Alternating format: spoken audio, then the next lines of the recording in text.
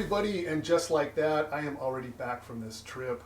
We had an amazing time. I'm still excited about the things that we saw and did on that trip. That was really an amazing time for us.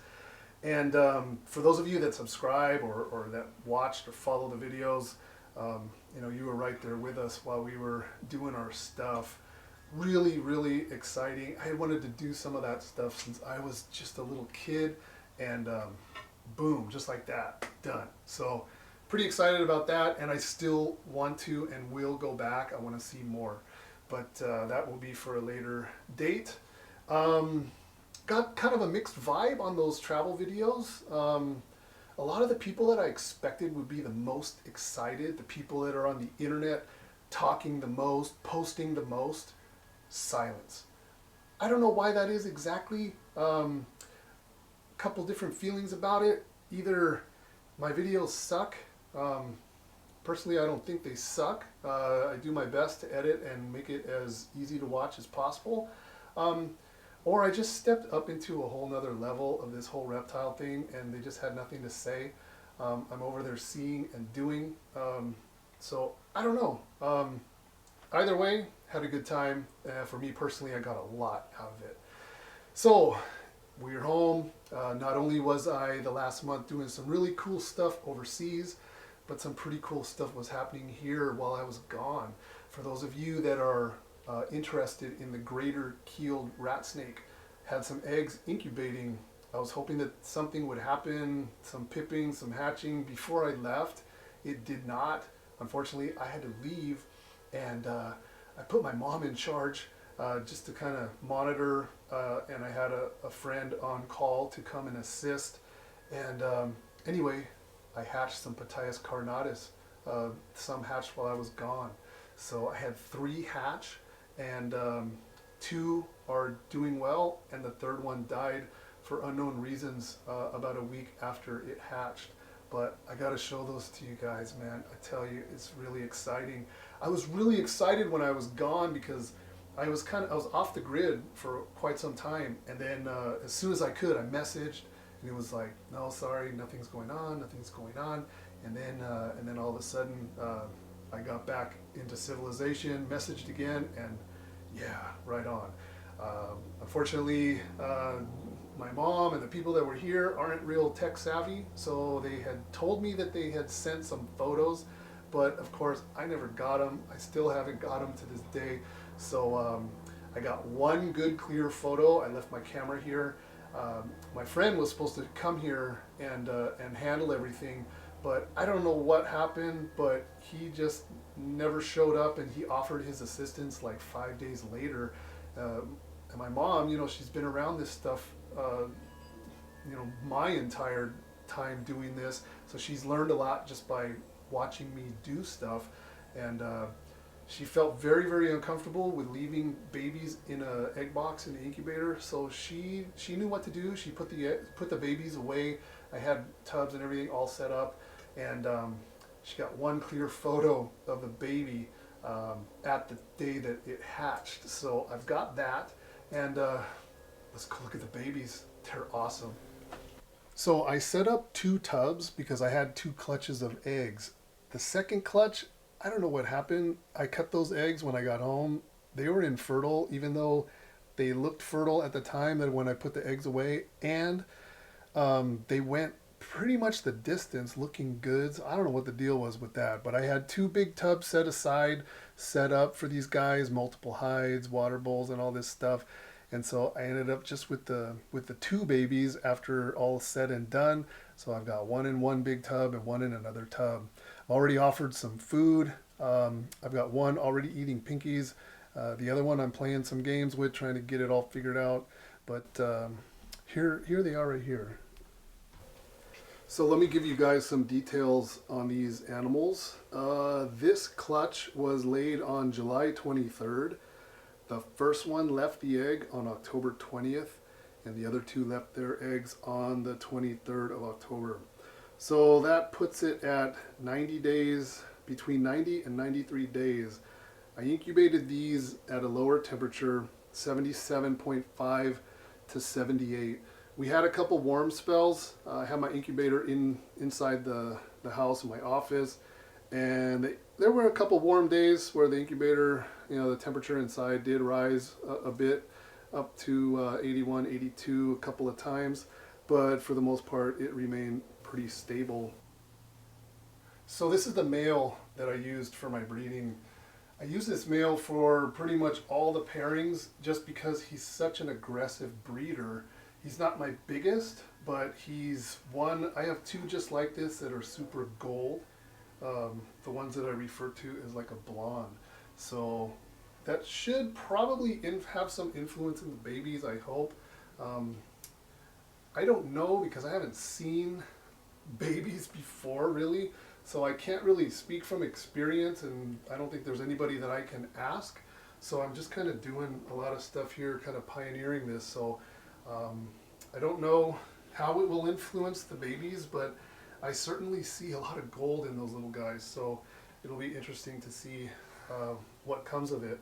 The female is just like your average dark kind of gray color looking one, and for the breeding, for the cycling rather, what I did was I kind of mimicked what I've seen in nature in the wild where they come from. So you have like a dry spell in nature, and then all of a sudden the rain comes. And what happens first with the rain? You get lots of frogs. You get frogs breeding, you get tadpoles, you get all kinds of activity with the frogs.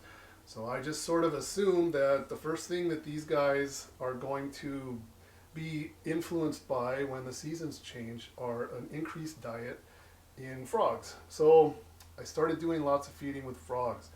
Feeding the males and the females at least twice a week, sometimes 3 times a week, and doing mostly frogs in the beginning.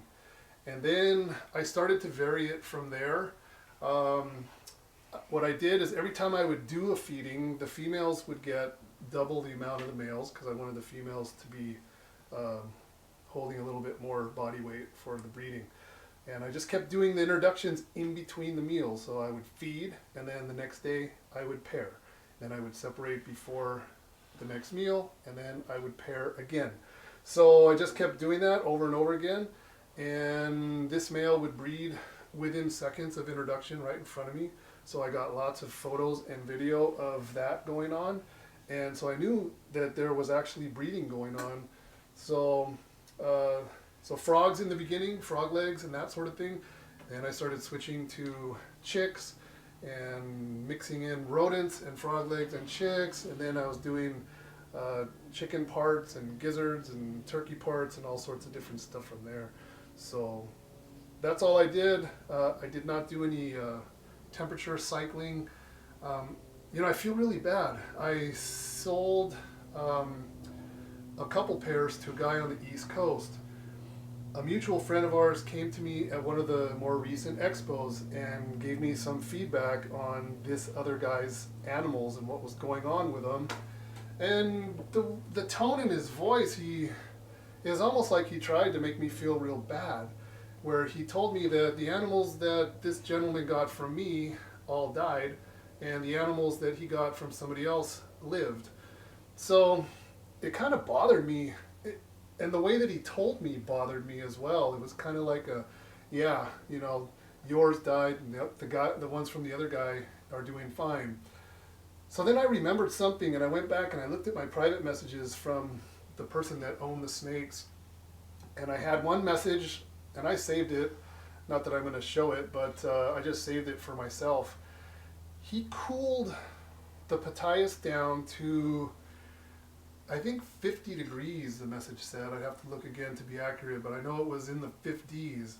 And he made a comment that I'm cycling them down just like my Drymarchon, and amazing that they'll still feed at that cold temperature. And then they died. So I think lesson learned from that. Don't cycle these down like our native stuff. It doesn't get that cold where they come from. So I didn't do that, and I had success. And he did that, and he had like massive failure. So I don't recommend that you do that. Just mimic the same thing, the same factors, the same diet as where they come from. So that's what I did, and that seems to have been what has worked. Now, the one thing that I still need to figure out is how to get better results with the eggs. So I'm working on that. But I'm getting eggs every year now, and I don't know, it could be this male. Maybe this male is not quite as fertile as what he should be. I have no idea. So I'm just gonna still keep going at it. I love this project. It's a lot of fun for me. I've downsized a lot, so now I can focus a lot more of my time on these greater keeled rat snakes, and yeah, having fun.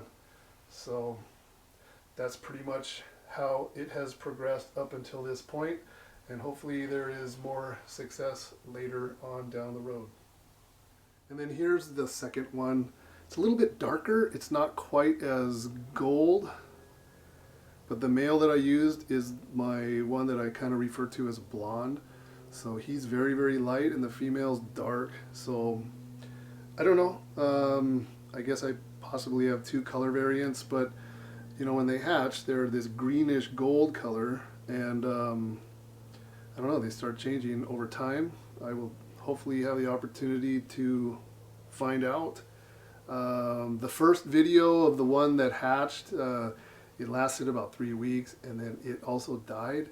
So you know what? I'm just trying to figure this out as I go. I still don't have all the answers. I don't know why my egg hatching is, why the percentage of success is so low. I don't quite understand it, but this is a big, big step.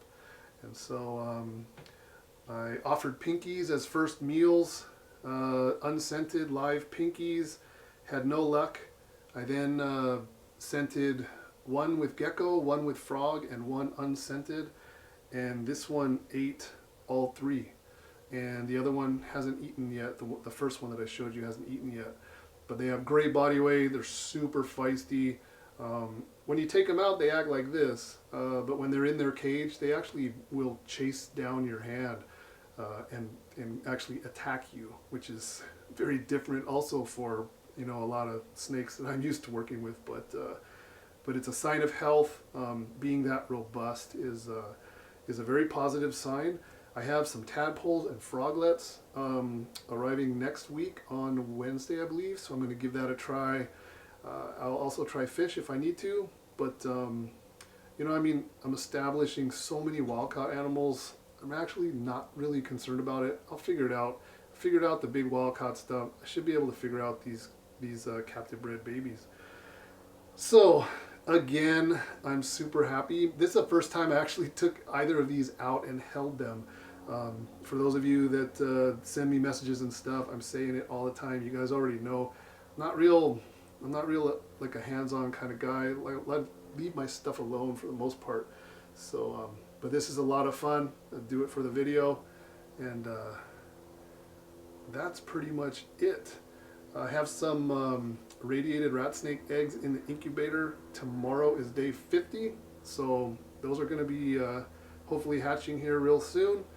And I also have a shipment from Indonesia coming, I believe, the Monday after Thanksgiving weekend. So I don't know exactly what's coming on that, but it's time to hustle, you guys. I got to pay for that house. Again, for those of you that are following and watching my videos, I got to come up with some cash. So I'm working overtime, and still doing my reptile thing. So anyway, you guys stay tuned for some more videos. I'll be putting some out. Apple's not here probably until April or even maybe May. So all my videos, it's going to be just like this one, just a one-person show over here. So not quite as good and easy to watch as what they normally are, but you definitely will be seeing something. All right, again, you guys, thanks for everything. Thank you for watching. Thanks for all the comments, positive support, and well wishes. And have a good Thanksgiving, and see you again very soon. Take care, you guys.